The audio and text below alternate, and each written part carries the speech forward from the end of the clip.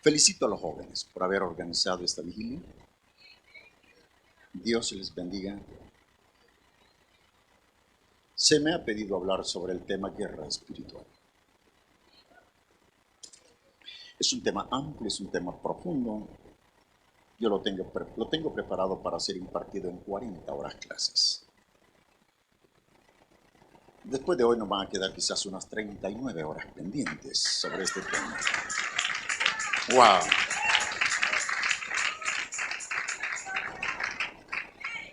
Sí, porque hablar de guerra espiritual es hablar de un conflicto interior y exterior de todo cristiano. Es hablar de un conflicto mental, de un conflicto emocional, de un conflicto almático. Y este conflicto está dirigido en 3 áreas en la vida de todo cristiano. En primer lugar, este conflicto espiritual está dirigido en el área individual, es decir, en el área personal de cada uno de nosotros. Cada uno de nosotros como cristianos luchamos en diferentes áreas.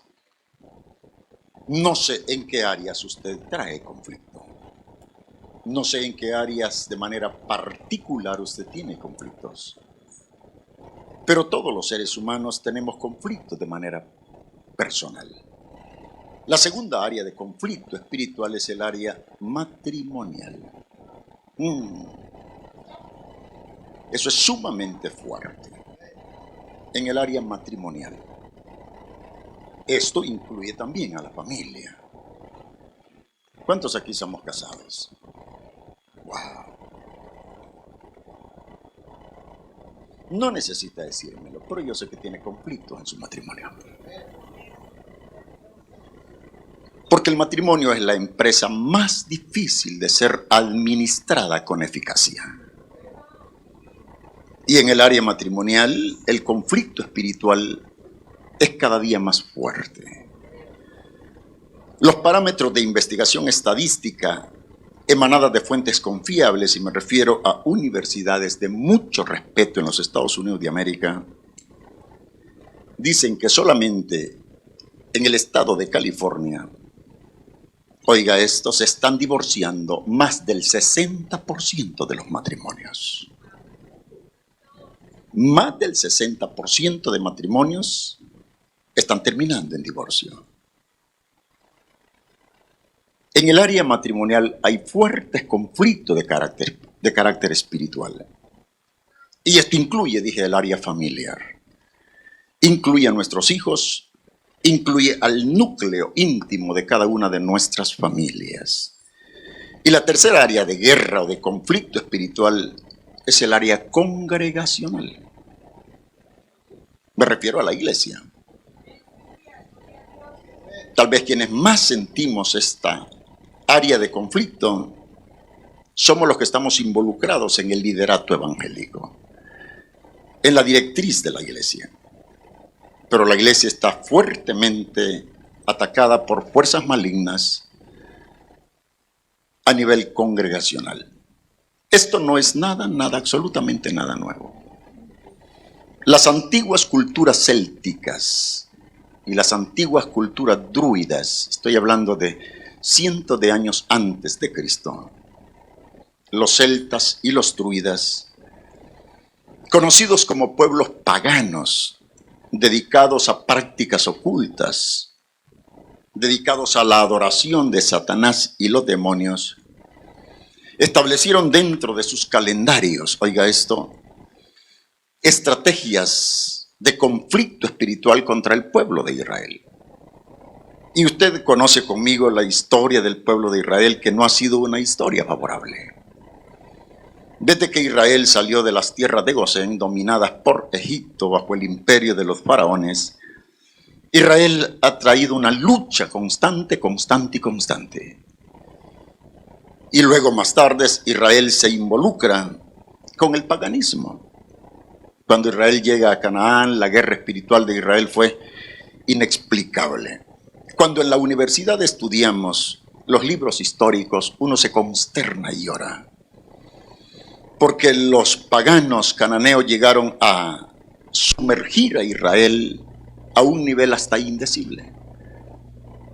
Los paganos sometieron a Israel en este conflicto espiritual. Y solamente en el libro de los Jueces encontramos 13 caídas de Israel, 13 fracasos nacionales de Israel. Y es triste cuando uno consulta esa historia a la luz de la Biblia, porque los israelitas se enamoraron de las mujeres impías. Y los cananeos les dijeron: está bien, les damos a nuestras hijas como mujeres. Una sola condición, esto me consterna. Una sola condición les ponemos: escriban en las puertas de sus casas una frase que diga: maldito sea Jehová, el Dios de Abraham. Solo eso.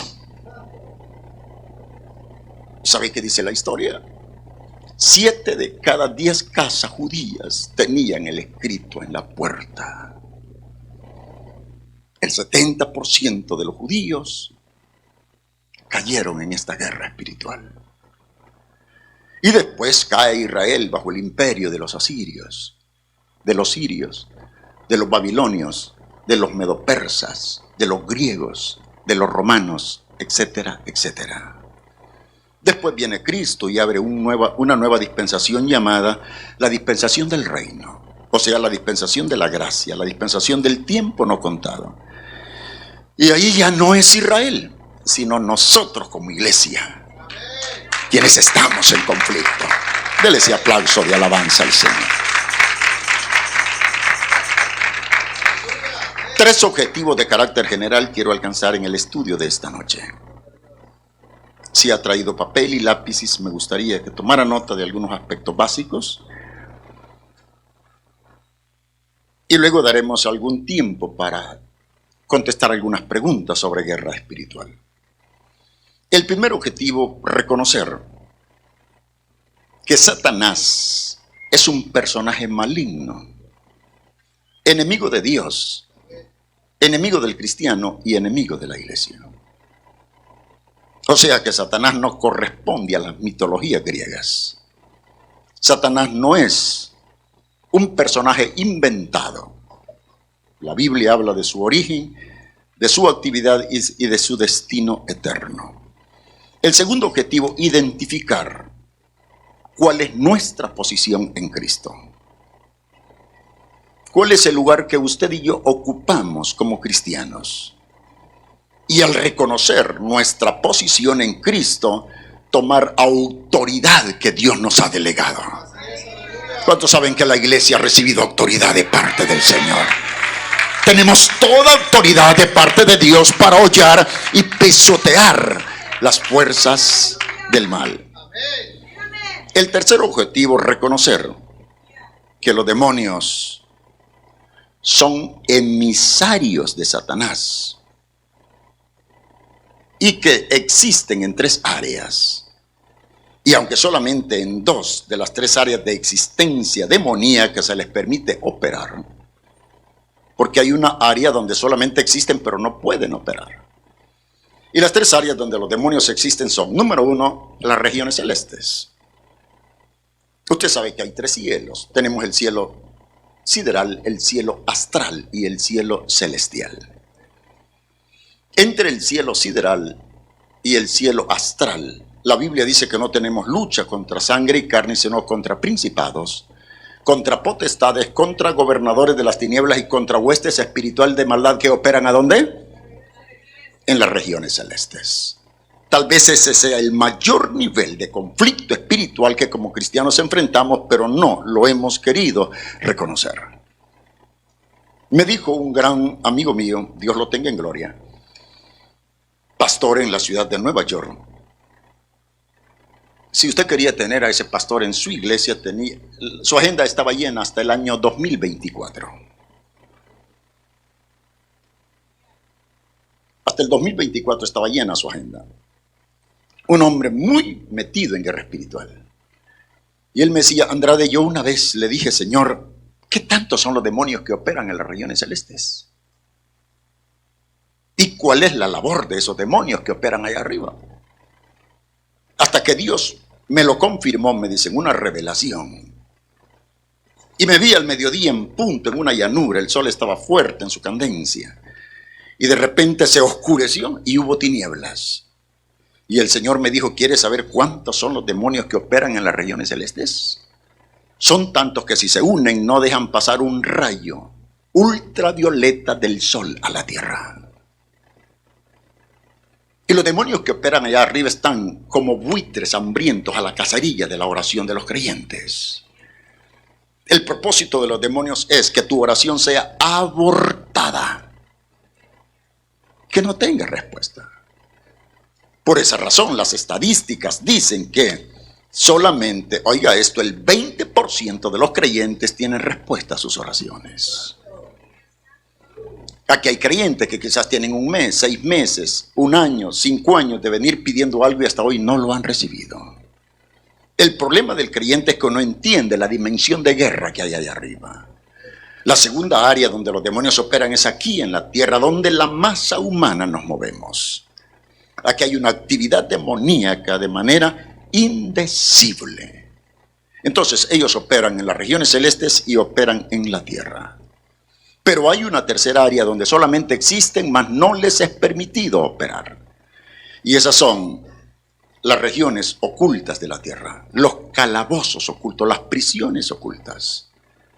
Hay cierta categoría de demonios, la Biblia lo señala, que cuando se rebelaron contra la supremacía de Dios, Dios los mandó a prisiones de oscuridad. Dios los mandó a calabozos de prisión en el corazón de la tierra.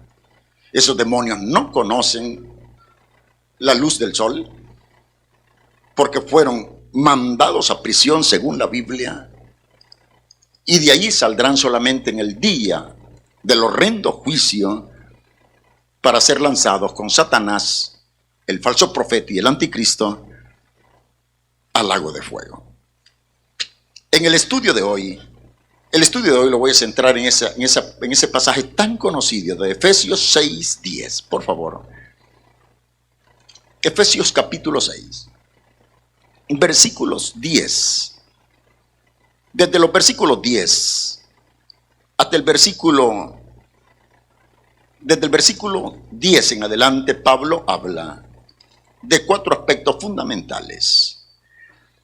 Pablo está hablando, en primer lugar, de la lucha de los creyentes llenos del Espíritu Santo. Esto he de acentuarlo y de marcarlo, por favor. Porque solamente el creyente lleno del Espíritu Santo es más que vencedor en todo conflicto espiritual. Denle un aplauso al Espíritu Santo, por favor. ¿Cuántos anhelamos la llenura del Espíritu Santo?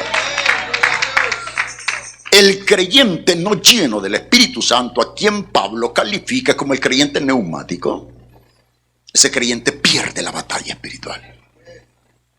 Ese creyente fracasa. En segundo lugar, Pablo está hablando en este pasaje sobre la armadura del creyente. Gloria a Dios que no somos un pueblo extranjero, no somos advenedizos, no estamos solos. Dios está con nosotros y nos ha dado armas poderosísimas. Dele un aplauso de alabanza al Señor. Dígalo, Dios me ha dado armas poderosas.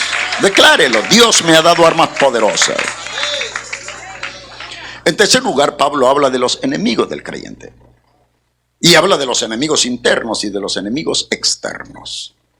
A los internos la psicología secular le llama defectos de carácter. Y Pablo habla en el antetexto sobre cuáles son todos los enemigos internos del creyente. Pero luego pasa a hablar de los enemigos externos, que son las huestes malignas de Satanás y los demonios. Y por último, Pablo habla en este pasaje sobre el recurso, oiga esto, que el cristiano tiene en el sacrificio de Cristo en la cruz. Porque el sacrificio de Cristo es, la bandera de victoria de la iglesia. Gloria al Señor. ¿Qué dice el versículo 10? Léalo.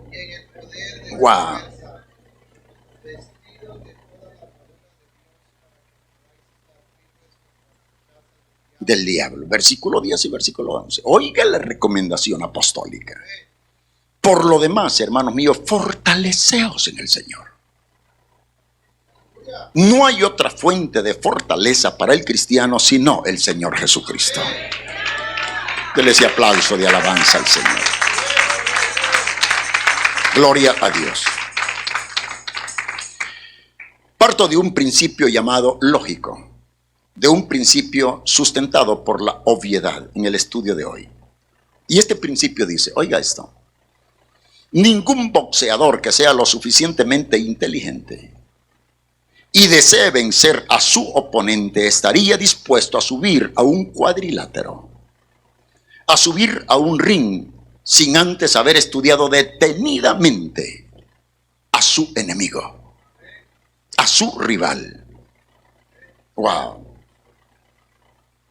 Lo mismo, esta es una realidad obvia en el campo de los deportes, en cualquier disciplina deportiva. Y en el caso de una guerra de una nación contra otra. Ningún país se va a atrever a enfrentar en guerra a otro país sin antes haberlo estudiado cuidadosamente. Recuerdo cuando se estaban dando las eliminatorias para el Mundial de Rusia. Wow. Escuché a un técnico de una selección decir, oiga esto, que antes de cada partido estudiaba a su oponente junto a sus jugadores 10 horas diarias. 10 horas diarias lo estudiaba para poder enfrentarlo y de esa manera vencerlo. Y se clasificó al mundial. Tú no puedes derrotar al enemigo si no lo conoces. Tú no puedes derrotar a Satanás y a los demonios si ignoras sus maquinaciones, si ignoras sus estrategias. El objetivo de conocer es identificar las tácticas. ¿Sabía usted que el enemigo es experto en tácticas? Identificar la fuerza. ¿Sabía usted que el enemigo tiene fuerza? Wow. También el objetivo es identificar la capacidad del enemigo. Pero también, si lo vamos a estudiar, es con el objetivo de conocer sus debilidades. Sus debilidades. Ya en tantos años de conocer a Cristo, 35 años de predicar el Evangelio, 25 años en el magisterio de las universidades de formación bíblica, teológica, pastoral, me he dado cuenta de tanta ignorancia en los púlpitos. Tanto creyente que de manera ignorante y de manera fanática retan a Satanás en los púlpitos. ¡Wow! Que el diablo aquí, cuidadito. Si no conoces quién es el diablo, no lo retes. Y si no estás bien con Dios, tampoco lo retes. No lo retes. ¡Wow!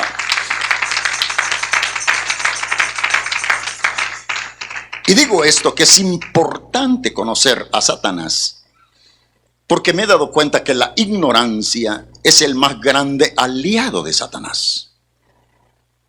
A Satanás le encanta una iglesia ignorante. Al diablo le encantan creyentes ignorantes. Entre menos conozcas a Dios, entre menos conozcas la Biblia y entre menos conozcas al enemigo, más próximo estás a la derrota en la batalla espiritual. Me encanta el magisterio, me encanta el proceso, me encanta el peregrinaje, me encanta la educación, me encanta la enseñanza, porque de esa manera crecemos para la gloria del Señor. Todos los cristianos, sin excepción alguna, estamos envueltos en una batalla espiritual.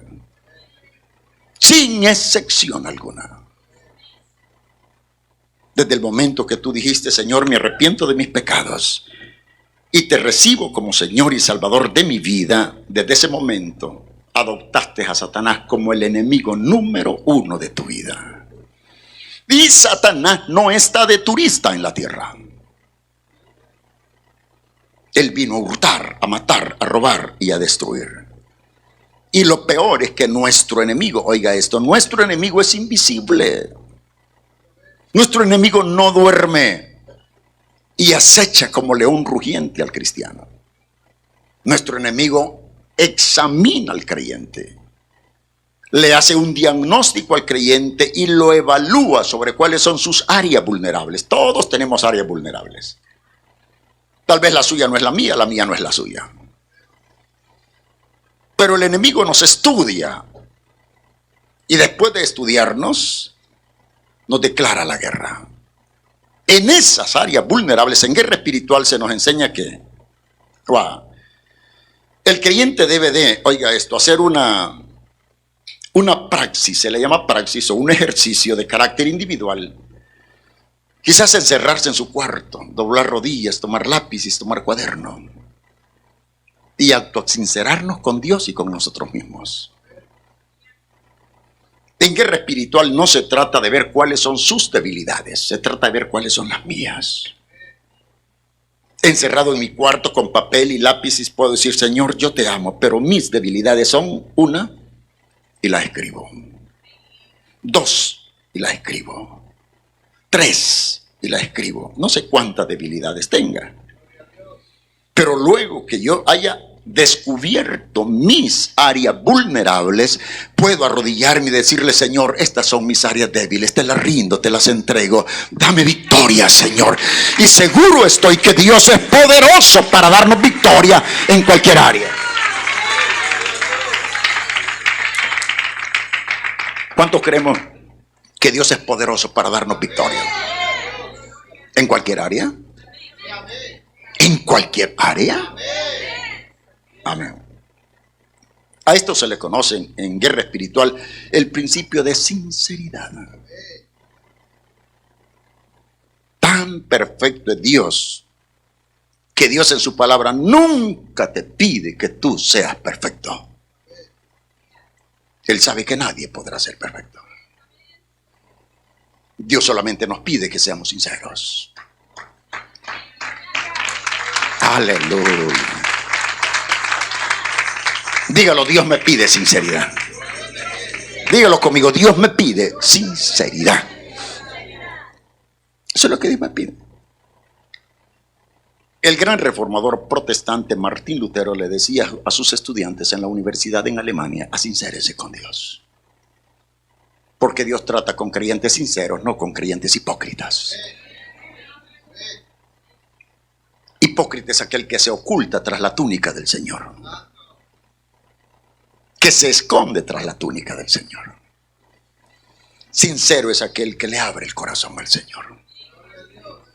Y le decía Martín Lutero a sus estudiantes en la universidad en Alemania: sincérese con Dios a tal grado que si la mujer de tu vecino te gusta, díselo, no a ella sino al Señor.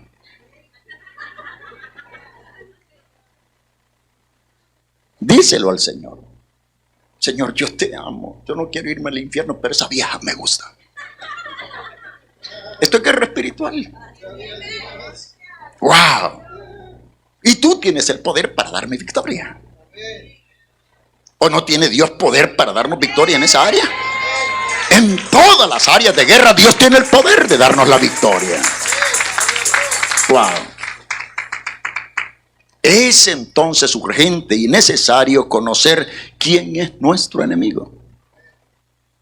Conocer cuál es su fuerza, cuáles son sus estrategias y cuál es su debilidad. Nadie puede vencer a un enemigo a quien no conoce.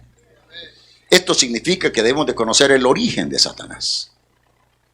Conocer el origen, conocer su poder, conocer quiénes son sus aliados, conocer cuáles son sus debilidades, conocer cuáles son sus estrategias, sus maquinaciones, conocer quiénes son sus emisarios.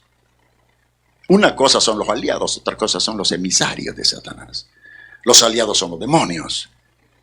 Los emisarios son los entes humanos como brujos, hechiceros, espiritistas, curanderos, etcétera, etcétera, etcétera. Y es necesario conocerlos. Yo espero que usted abra su corazón y su mente al estudio de esta noche y que podamos elaborar alguna interrogante, algunas preguntas al concluir el estudio de hoy. ¿Cuántas horas tengo, pastor?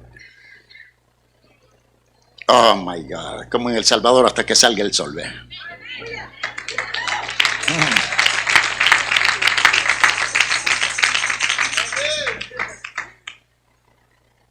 Hablemos un momento sobre el origen de Satanás. La Biblia declara que en un pasado distante, Dios creó un sinnúmero de ángeles. ¿Cuántos creó? Nadie sabe. Dios creó un sinnúmero de ángeles. Al crear Dios los ángeles, los creó con un propósito.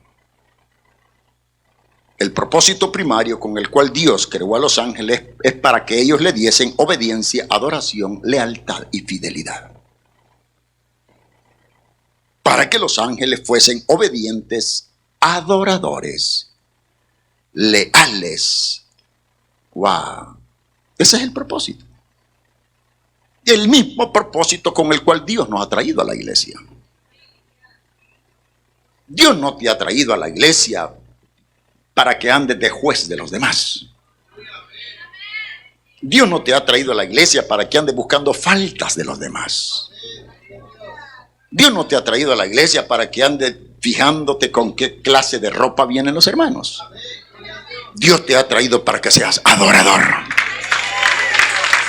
Para que lo adores, para que lo adores, para que lo adores, para que lo adores. Aleluya. Dígalo conmigo, Señor, yo quiero ser un adorador. Dígale, Señor, yo quiero ser un adorador. Luego que Dios creó un sinnúmero de ángeles, la Biblia da testimonio que escogió a algunos de ellos, y los estratificó. En el estudio de la angelología eso se llama estratificación angelical. Los estratificó, o sea que les dio un rango de autoridad delegada. Por eso es que la Biblia nos habla de arcángeles, querubines, serafines, ángeles de las naciones, ángeles en misiones especiales, etcétera, etcétera, etcétera. Pero entre todos los ángeles que Dios creó, escogió a uno de ellos. ¡Wow! Y a este ángel Dios le dio un privilegio extraordinario. ¡Wow! Y a este ángel Dios le dijo, el privilegio que te daré será ser guardián de mi trono. Y si usted analiza la Biblia, el privilegio de este ángel era moverse alrededor del trono del Padre. Se movía alrededor del trono del Padre. Y hay dos pasajes de la Biblia que quiero que los lea conmigo. Isaías 14:12. Porque este ángel tiene dos nombres: Lucero, hijo de la mañana, y querubín grande y protector. Dice Isaías 14:12. Léalo por favor conmigo. Isaías capítulo 14, versículo 12. ¿Lo encontró? Oiga lo que dice Isaías 14:12. ¡Wow! ¿Cómo caíste del cielo, oh lucero, hijo de la mañana? Lucero, hijo de la mañana. El nombre que se le da a este ángel. Ezequiel 28:14. Corra unas páginas. Ezequiel capítulo 14. Versículo 28. Nos disponemos, con la ayuda de Dios, a crecer en el conocimiento esta noche y a que usted haga cualquier interrogante durante este estudio. ¿Encontró Ezequiel 28:14? 28:14. Ezequiel capítulo 28, versículo 14. Dice el versículo 14 de Ezequiel, capítulo 28. Tú, querubín grande y protector. Mientras Isaías lo llama lucero, hijo de la mañana, Ezequiel lo llama querubín grande y protector. Nadie sabe por cuánto tiempo Lucero, hijo de la mañana, que es el mismo querubín grande y protector, nadie sabe por cuánto tiempo se mantuvo fiel, se mantuvo leal, se mantuvo obediente al único Dios todopoderoso que lo creó. Hasta que un día Dios, en su absoluta presciencia, la palabra es presciencia, no presencia. La presciencia solo corresponde al Dios Padre, Dios Hijo y Dios Espíritu Santo. La palabra presciencia significa alguien que conoce perfectamente el pasado, el presente y el futuro de todos nosotros. El único que nos conoce a perfección es Dios. Satanás no tiene presciencia, porque los atributos que Dios posee no los posee Satanás. Hasta que un día dije, Dios en su absoluta presciencia, oiga esto, detectó, descubrió que en lo profundo del corazón del lucero hijo de la mañana, de este querubín grande, comenzó a germinar una pequeñita semilla llamada vanagloria, orgullo. Y cuando, oiga esto es obvio, esto es lógico. Cuando una persona cae en vanagloria, en orgullo, la vanagloria y el orgullo lo llevan a la soberbia. Y la soberbia lo lleva a la rebelión. Son pasos.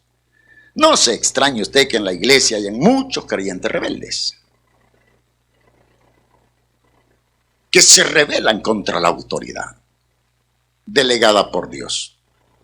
Dios encontró, oiga esto, que la semillita del orgullo, la semillita de la vanagloria, germinó en el corazón de este querubín grande y protector. Y al germinar esta semilla, lo llevaron a la rebelión contra la supremacía de Dios. 5 veces dice el profeta, oiga lo que dijo Lucifer.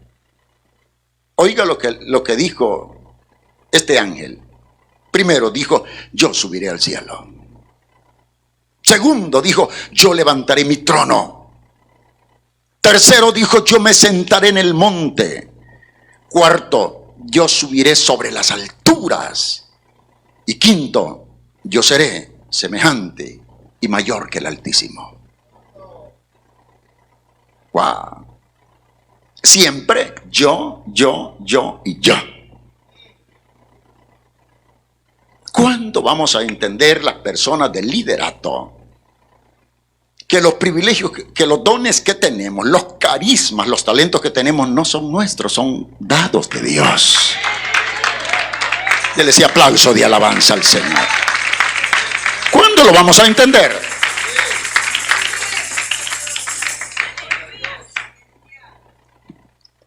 Wow. Yo he visto gente cargada de vanidad, de soberbia, de orgullo en los altares. He visto músicos orgullosos, soberbios, vanidosos, cantores orgullosos, soberbios. Wow. No quieren reconocer que lo que tienen no es de ellos, es de Dios. Wow.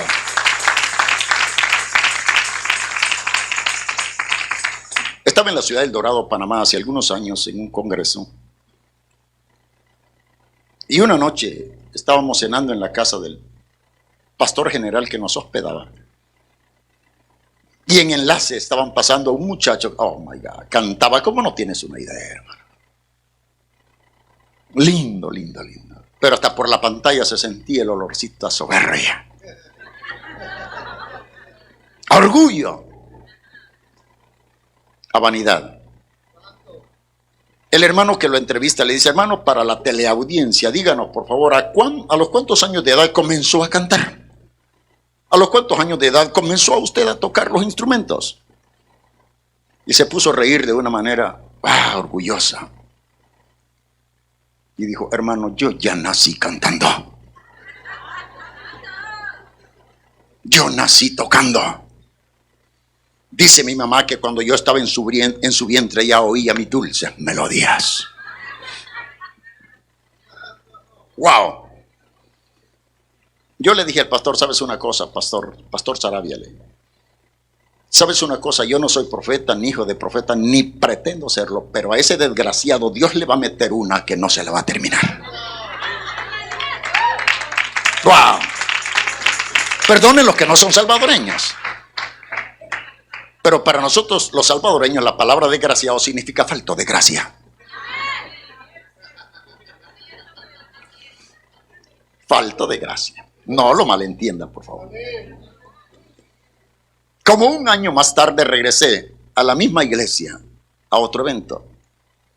Y me dijo el pastor Andrade, tus palabras fueron de profeta. ¿Sabes que aquel muchacho soberbio, orgulloso que entrevistaban en la televisión, sí? Iba a un congreso, me dijo, y el vehículo en que iba se accidentó y un vidrio del parabrisas vino y le rompió aquí. Y perdió la voz. Quedó mudo. Ya no habla.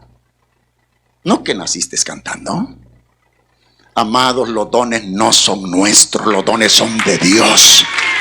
Y hay que honrar a Dios con los dones, los talentos, los carismas que nos ha dado. Wow. Martín Lutero decía que hay 4 áreas en las que el enemigo ataca en guerra espiritual a cualquier creyente que tiene dones y que tiene talentos. Y oiga esto, cualquier cristiano, lo voy a mencionar así al breve. Primera área, decía Martín Lutero, es la posesión económica. Gloria a Dios que no hay ricos aquí. Y los ricos de la iglesia no vinieron hoy. La posesión económica.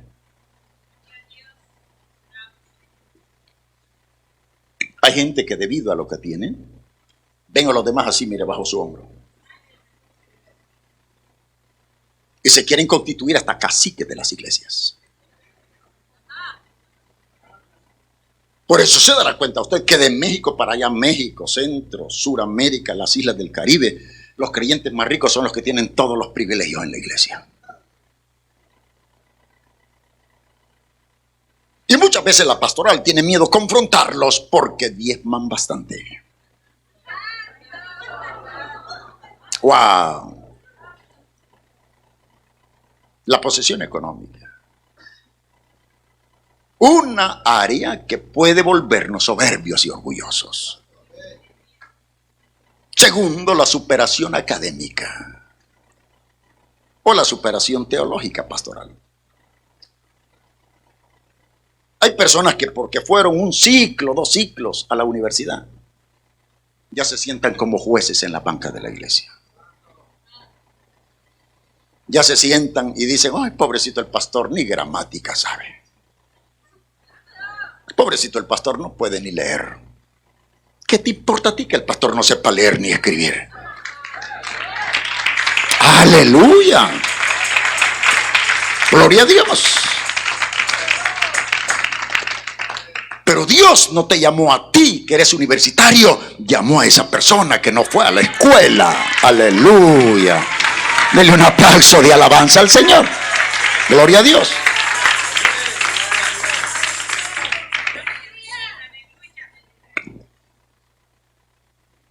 Gloria a Dios por aquellos que tienen educación superior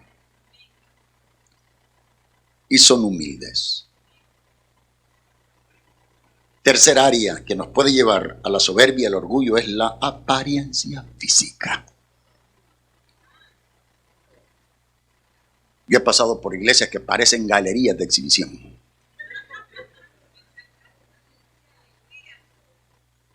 ¡Wow! Y hermanas, con los tacones no hay ni dónde poner los pies. Parecen pavos reales en la iglesia. Cargadas de vanidad, cargadas de soberbia, cargadas de orgullo. No, aquí no, aquí no, aquí no.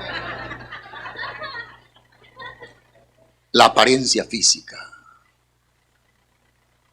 Wow. Leí una moraleja de un campesino allá en la Sierra de México. Tenía un muchacho de 14 años. Nunca habían traído el muchacho a la capital. Él no conocía la capital. Y un día le dice el papá: hijo, alístate que mañana madrugamos y vamos a ir a conocer la capital. El muchacho no durmió, de contento que iba a venir a la capital. Y cuando llegó se sorprendió. Papá, ¿y eso qué es? Esa es la catedral, hijo. Papá, ¿y eso? Ese es un autobús, hijo. ¿Y eso, papá? Ese es un taxi. Papá, ¿y eso? Ese es una moto, hijo. Y el papá le estaba explicando todo y venía saliendo una mujer bien hermosa de un salón de belleza. Papá, ¿y eso qué es? Ese es el diablo, hijo. Wow. Ese es el diablo. Fue la última pregunta que el muchacho hizo. Ya no volvió a preguntar. Tarde en la noche regresaron a casa y el muchacho callado. Hijo, ¿vas a comer? Le dice la mamá. No, no traigo hambre. Le dice la mamá: bueno, ¿qué te pasa? Dime, ¿qué fue lo que más te gustó de la capital? El diablo, mamá, le dijo. Wow. No quiero lastimar a nadie, pero ¿sabía usted que una persona entre mejor apariencia física tiene, más se parece al diablo?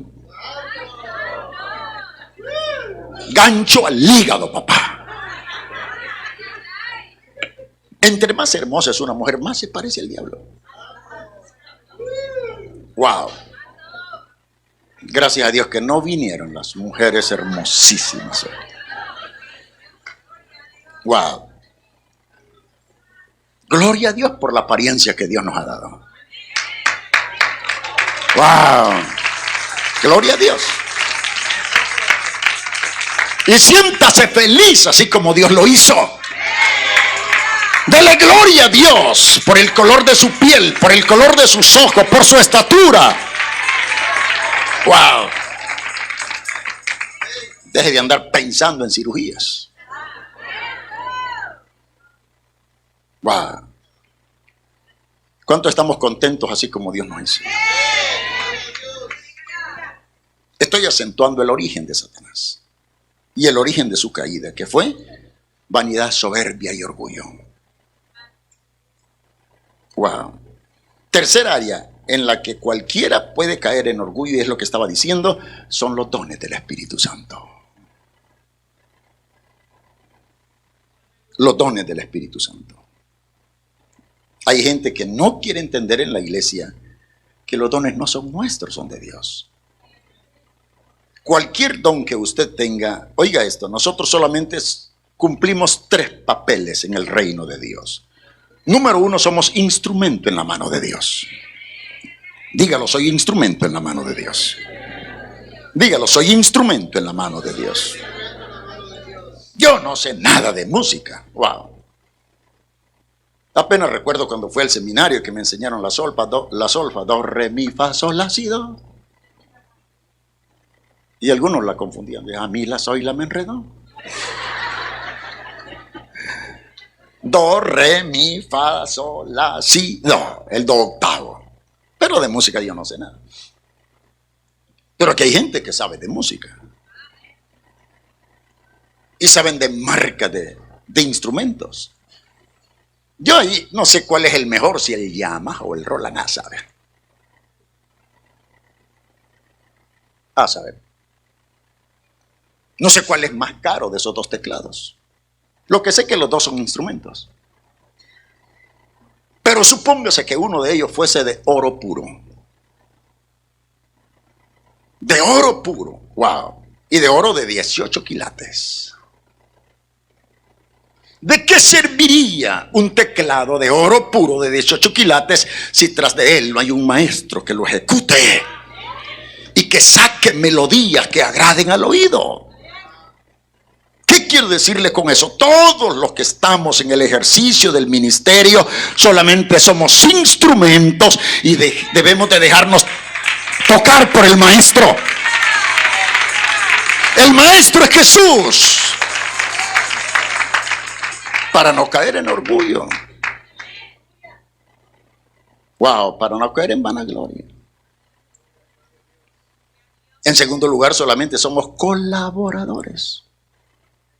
No somos dueños, colaboradores. El dueño es el Señor.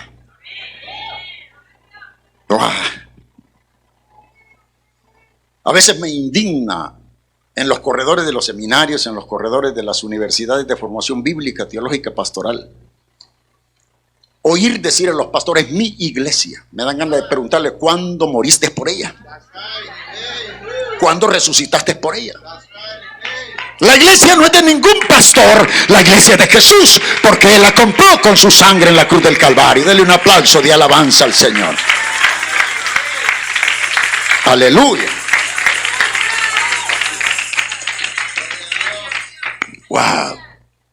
Solamente somos colaboradores. Y gracias al Padre que nos escogió para colaborar. En tercer lugar, solamente somos vasos de honra. ¿Qué es lo que quita la sed? ¿El vaso o el contenido del vaso?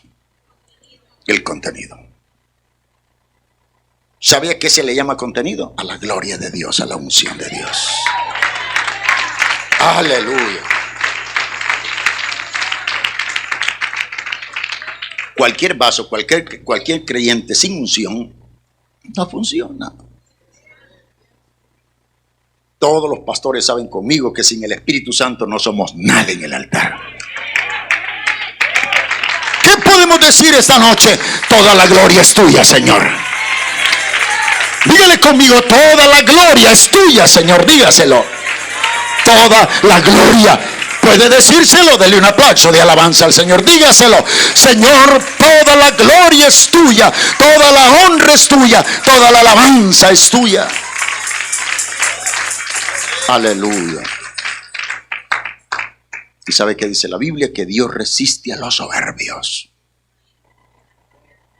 y le da gracia a los humildes. Hay tantos siervos que le cantan tan bonito al Señor, pero no podemos traerlos aquí,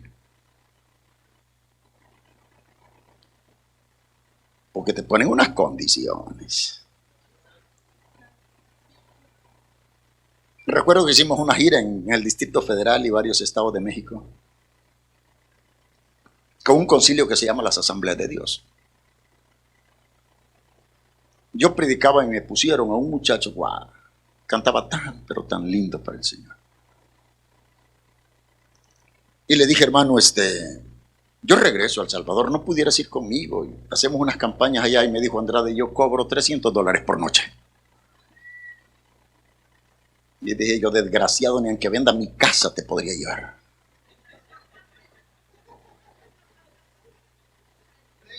¿Sabe qué dice la Biblia? De gracia recibimos, demos de gracia. Wow.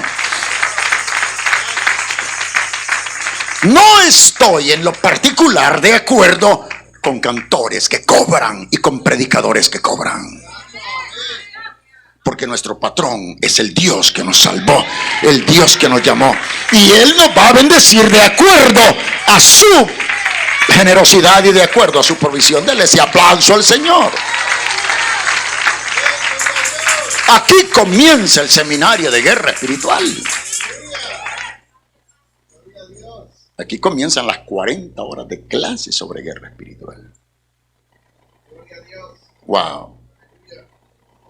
Cuando Lucifer se envaneció y cayó en vanagloria y en orgullo y en soberbia, y cuando se rebeló, este es el punto básico. Fíjese que Dios no toleró la rebelión de Lucifer. Nosotros somos bien condescendientes con los creyentes rebeldes. Se van y regresan a la hora que quieran. Bienvenido, hermano, bienvenido, hermano, bienvenido. Dios no lo toleró. Una sola vez se rebeló y fuera. Y fue derribado.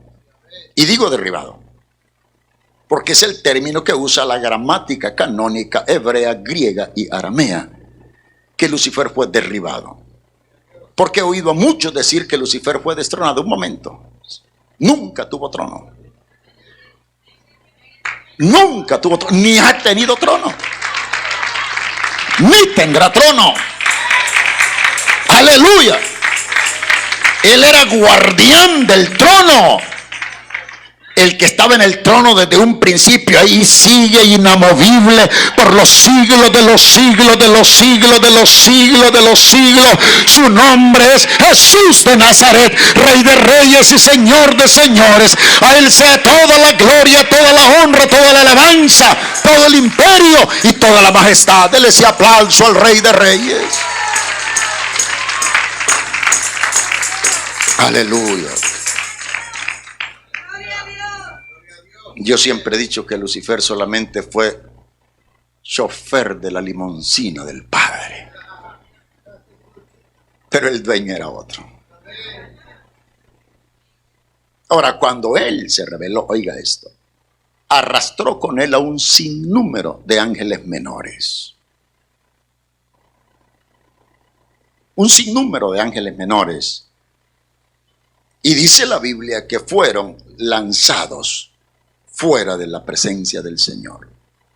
Y ahí entramos a lo que se llama el origen de los demonios. Hay 3 módulos académicos que estudiamos en la universidad y estos módulos son la ortodoxia, la teología y la hermenéutica. Teología, claro, son 14 teologías. Estudiamos la 1, la 2 hasta la 14. Hermenéutica estudiamos 10. Y la ortodoxia. Para llegar a una recta interpretación de la Biblia, oiga esto, la mayoría de hermeneutas y la mayoría de exégetas en interpretación de reglas bíblicas están de acuerdo que los demonios son aquellos ángeles que se rebelaron junto a Lucifer. Esos ángeles que se rebelaron junto a Lucifer. La Biblia habla mucho de ello. Y aquí tengo muchísimas citas bíblicas para identificar a los demonios. La primera pregunta, ¿quiénes son los demonios? Y tengo aquí 4 respuestas de la Enciclopedia Teológica Británica. Oiga lo que dice la Enciclopedia Teológica Británica. Número 1, los demonios son seres espirituales que tienen personalidad e inteligencia. Seres espirituales que tienen personalidad e inteligencia. Wow. Estamos hablando de seres espirituales que tienen personalidad y que tienen inteligencia. Esa personalidad, oiga esto, está en el intelecto almático de ellos. Segundo, dice la Enciclopedia Teológica, los demonios son súbditos de Satanás, enemigos de Dios, enemigos del creyente y enemigos de la iglesia. Tercero, dice la enciclopedia, los demonios son seres ultradimensionales incorpóreos, capaces de 3 cosas: capaces de oprimir, capaces de atormentar y capaces de poseer a una persona.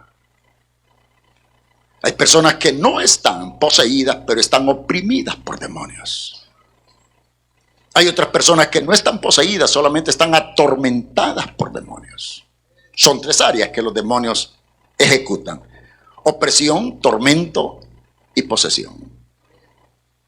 En cuarto lugar, dice la enciclopedia, oiga esto, los demonios están definidos como espíritus malignos inmundos, blasfemos, mentirosos, depravados. En guerra espiritual debemos de entender esta cuarta definición de la enciclopedia sobre quiénes son los demonios.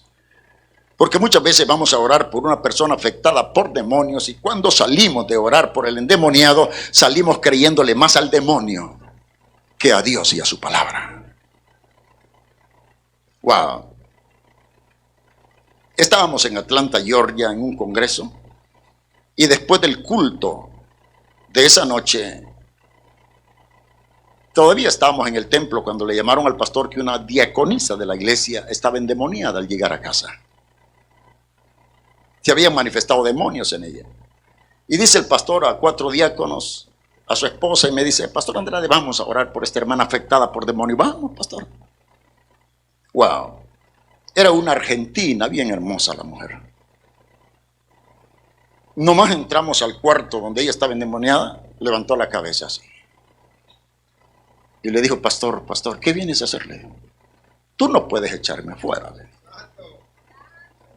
Acuérdate que hace 8 días estuvimos juntos en un motel.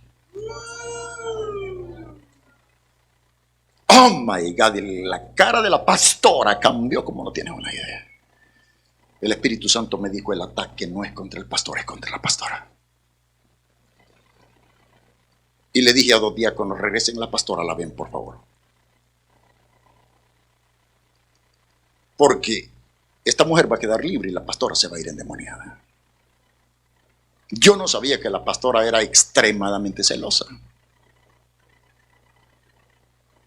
Cuando los diáconos llevaron a la pastora, la ven, pero ya iba herida, ¿no?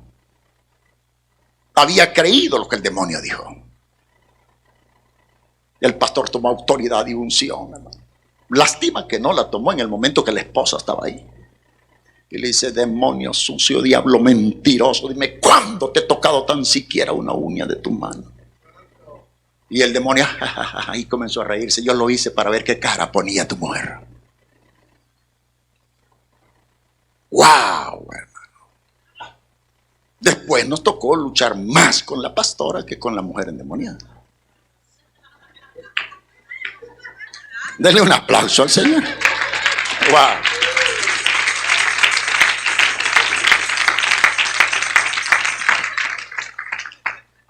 Son mentirosos los demonios. Mentirosos. Y te pueden decir a través de una persona endemoniada cosas que no son ciertas. Wow. 2 grandes peligros quiero señalar sobre esto. Y espero después que usted tenga algún par de preguntas para poder contestarlas. 2 grandes peligros que se conocen como los extremos. Y esto me he dado cuenta de ello en mi experiencia, que hay 2 extremos. El primer extremo es no creer en la existencia de Satanás y los demonios. Ese es el primer extremo. Y digo esto porque este extremo es manejado por las corrientes ideológicas racionalistas. El idealismo y el racionalismo afirman que Satanás y los demonios no son reales, sino imaginarios. Esto es lo que se está enseñando en la universidad hoy, allá afuera. Que Satanás y los demonios son imaginarios. Sostiene el racionalismo que Satanás carece de existencia, que los demonios carecen de realidad y que solo son una insignificante simbología del mal inventado por la religión. Esto es lo que dice el racionalismo allá afuera. Por esa razón hay una estadística que cuesta a veces entenderla. Pero fíjese que hay pocos profesionales universitarios en las iglesias. Cuesta que en una iglesia haya un juez que ejerza leyes como miembro, un fiscal, un médico, porque han pasado todo el proceso racionalista. Y a ellos les enseñaron en la universidad, wow, que Satanás y los demonios solamente son un símbolo del mal inventado por la religión para tratar de frenar la maldad en la humanidad. Los humanistas liberales creen que Satanás solo es invento de los concilios eclesiásticos. Los humanistas liberales creen que a Satanás y a los demonios se los inventó el judaísmo. Amados, Satanás y los demonios no son una utopía, tampoco son invento del judaísmo ni invento de las religiones. Satanás y los demonios son reales. Créalo, por favor, son reales. Satanás y los demonios son reales, existen. La Biblia da testimonio de ello. El más grande triunfo de Satanás sería que nadie creyese en su existencia. Ese sería el más grande triunfo de Satanás, que nadie crea en su existencia. Usted ha oído mi testimonio, yo vengo de los asientos del satanismo confeso. Todo mi cuerpo en la parte izquierda es un pentagrama de tatuajes satánicos. Y tengo tantas cicatrices las veces que doné sangre en misas negras a los demonios. Y no es porque lo leí en la Biblia, sino en el campo experimental. 3 veces lo vi, wow, objetivamente, cuando el profesor Fronteras lo invocó. Entonces, Satanás es real, los demonios son reales. Y este es el primer extremo, no creer en su existencia. El segundo extremo es creer excesivamente en su existencia. Ese es el segundo extremo, peligroso, creer excesivamente. Porque cuando una persona cree excesivamente en Satanás, comienza, oiga esto, a permitir en su trauma, que es la masa encefálica donde se acumula todo el proceso de aprendizaje en el cerebro, comienza a permitir que se despierte en la mente y en el corazón una atracción enfermiza por Satanás y los demonios. Y hoy tenemos un alto porcentaje de adolescentes y de jóvenes inclinados a conocer interesadamente a Satanás y a los demonios.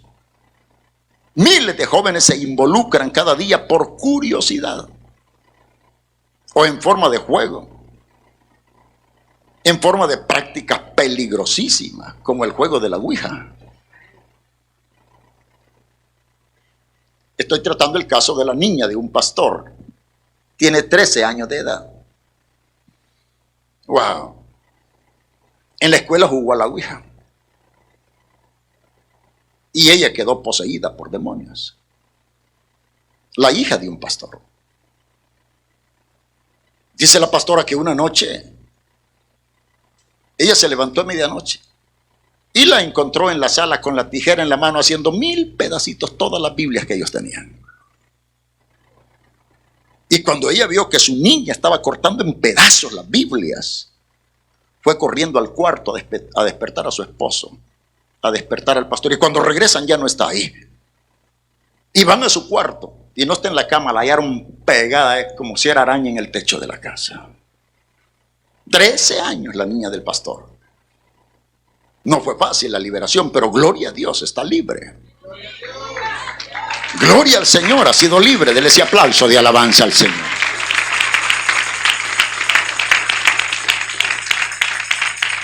Aconsejemos a nuestros niños, a nuestros adolescentes, a nuestros jóvenes, que esos no son juegos inofensivos. Son juegos altamente peligrosos. Jugar a la Ouija, ver películas de terror. Cuidadito con el terror. Mucho cuidado con las películas de terror, porque ellas afectan, oiga esto, el preconsciente, el consciente, el inconsciente y el subconsciente de la persona. Yo recuerdo cuando se dio en El Salvador por primera vez la película esa de ese muñeco diabólico, ¿cómo se llama? Chucky. ¿Cómo se llama? Chucky. ¿Sabes? Chucky. Oh my God, hermano, a medianoche mi esposa sabe, yo tuve que desconectar el teléfono. Porque cuánta gente llamándome, pastor, vimos la película y mi niño está afectado por demonios. Porque no todos tenemos el mismo coeficiente de capacidad intelectual sobre lo paranormal. Usted tiene una escala de coeficiencia, yo tengo otra escala de coeficiencia. Si todos aquí nos quedamos después de las 12 de la noche a ver una película de terror, por ejemplo, Damián, o descendamos al infierno, o hablemos con él, que son películas 3X más C. Yo le garantizo que al terminar la película no todos vamos a reaccionar en el mismo nivel del coeficiente. Más de uno de nosotros terminó la película, se acuesta y ya está roncando. Va a haber otro que va a pasar toda la noche sin dormir. Va a haber otro que sí duerme, pero lo va a hacer con luz encendida. Ya. Va a haber alguien más que va a pasar hasta 8 días sin dormir. Y va a haber alguien que si duerme va a necesitar que alguien lo esté cuidando. Ya, no todos tenemos el mismo nivel de coeficiencia. Y nosotros no hemos tenido control, no hemos tenido equilibrio con las películas de terror. Y ellas dije que afectan el preconsciente, el consciente, el inconsciente y el subconsciente de las personas. Y hay tantas películas de terror. Hoy más que nunca. Libros de contenido peligroso que hoy están al alcance. Oh, vea el internet. ¿Sabe cuál es el libro de mayor demanda hoy? La Biblia satánica. El libro que más se está vendiendo en el mundo entero es la Biblia satánica. Escrita por el señor Anthony LaVey. Tiene 262 páginas. Ningún otro libro está teniendo mayor demanda en el mundo entero que la Biblia satánica. ¡Wow!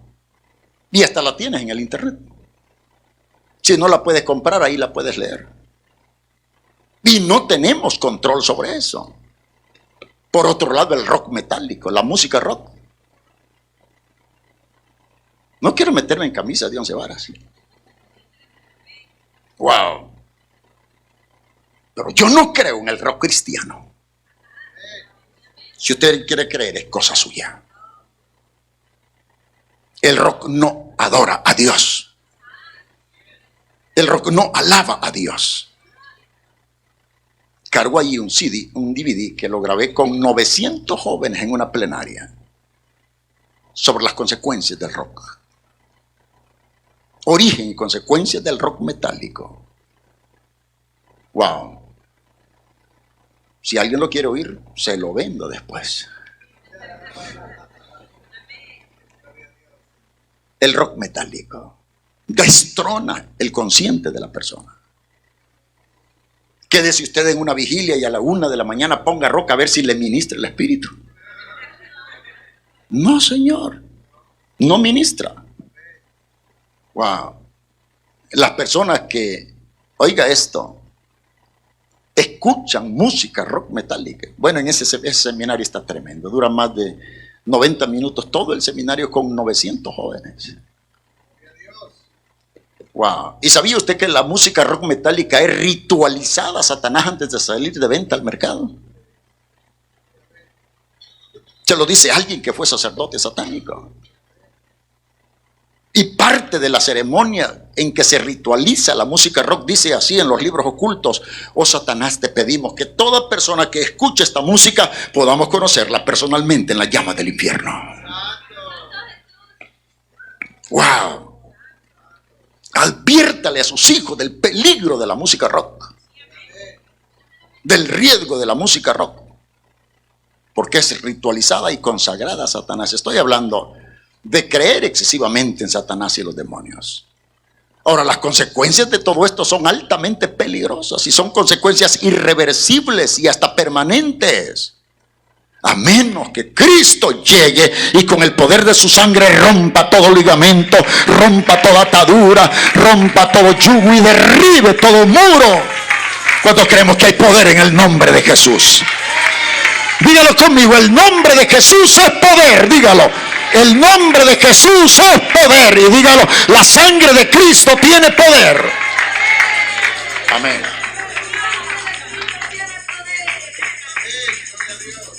La sangre de Cristo tiene poder. Yo no sé cuántos vieron la noticia hace poco. Salió en 4Visión. 14 jóvenes, menos de 18 años, oiga esto. Su profesora no llegó al salón de clases y se reunieron en la escuela. Y uno de los 14 jóvenes sacó la ouija de su bolsón, de su bolsa donde andaban los cuadernos, y les dice a los demás: juguemos. Salió, ahí está en las noticias. Wow. Esto sucedió en Perú. Wow. Y lo tremendo es que los 14 fueron endemoniados. Y ahí el reportero de las noticias dice: wow, que mandaron a traer la policía. Nada pudo hacer la policía. Mandaron a traerlo